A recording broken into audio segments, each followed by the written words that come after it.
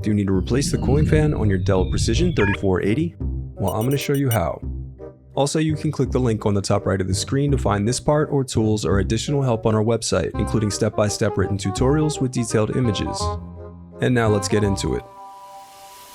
Okay, real quick, ESD or electrostatic discharge is the buildup of static electricity on a person's body. To prevent this, you can use an ESD wrist strap as well as an ESD mat.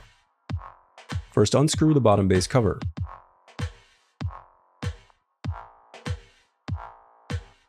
Now pry apart and remove the bottom base cover. Next, disconnect the battery cable. Now disconnect the cooling fan cable. Now unscrew and remove the cooling fan.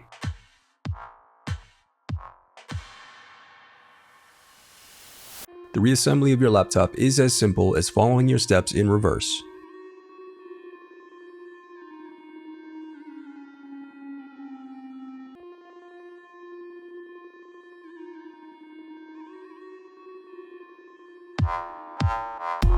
If you still need help, you can visit partspeople.com and view printable DIY instructions to help you along the way. We also have playlists of thousands of Dell tutorials for hundreds of different models, so keep checking back. Thanks for watching.